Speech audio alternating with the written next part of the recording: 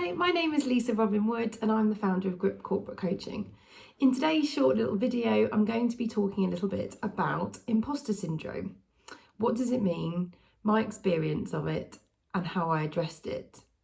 So when I look on Wikipedia, imposter syndrome is described as a psychological pattern in which an individual doubts their accomplishments or talents and has a persistent internalised fear of being exposed as a fraud. Despite external evidence of their competence, those experiencing this phenomenon remain convinced that they are frauds and do not deserve all they have achieved. Individuals with imposterism incorrectly attribute their success to luck or interpret it as a result of deceiving others into thinking they are more intelligent than they perceive themselves to be. In 2012, I was promoted to my biggest leadership role in my career to that point. And initially I was excited, I was energized and really, really positive about the role, what I was going to achieve within it and my capabilities.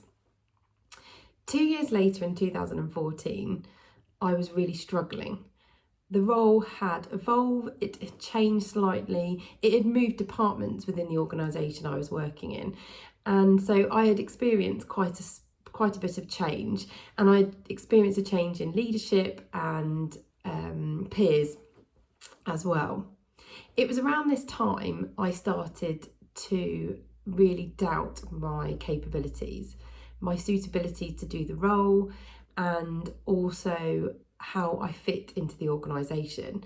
And now in hindsight, I recognise the feelings that I was experiencing as being imposter syndrome. I really didn't feel like I was good enough to be there and to be in the role I was in. I was responsible for a team of 12 highly capable, experienced individuals, people who were, in my eyes, more experienced in their roles than I was in mine.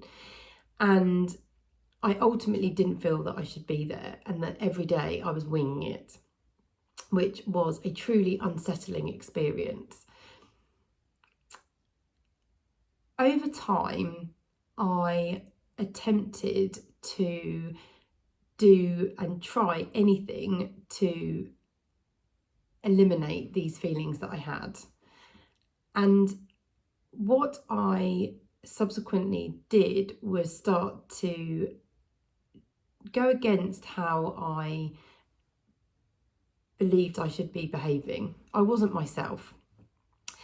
And day in, day out, I put on a face, I put on a mask of sorts just to survive the day, secretly disappearing into the bathroom to berate myself, to have a cry even, and on lunch breaks escape out of the office space, away from the individuals, to just try and gain some space and tackle what I was feeling.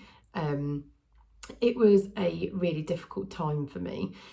It was through gaining a coach that I understood some of where these feelings were coming from, and a big part of it was where I was wearing this mask, where I was pretending to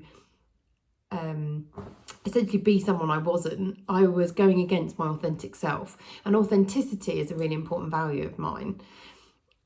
I was reminded of a lot of how I addressed my feelings of imposter syndrome by a recent article I read on LinkedIn by Jacob Morgan. And he was talking about what makes great leaders.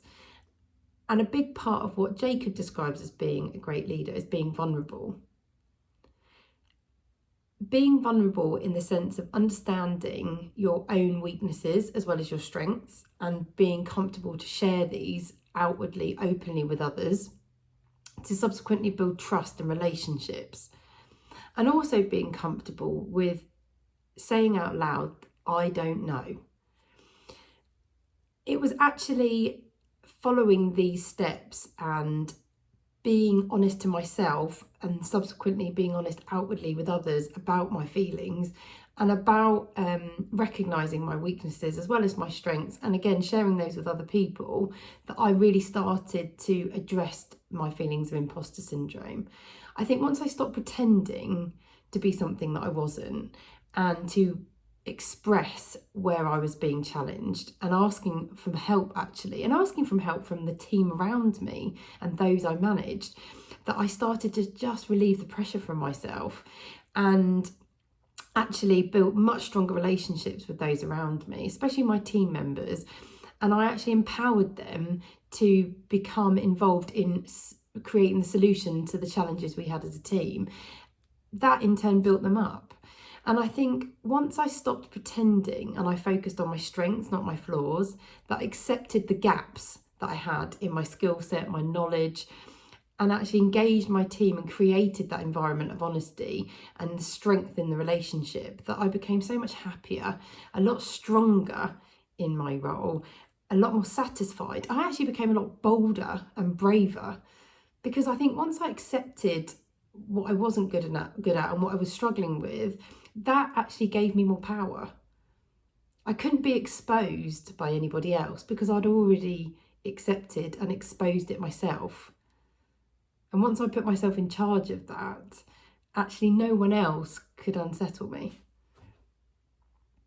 If you are feeling as though any of this resonates, what I've spoken about, and that you too could be suffering with elements of imposter syndrome, contact me and let's have a conversation about how myself and Grip Corporate Coaching can support you to address your imposter syndrome.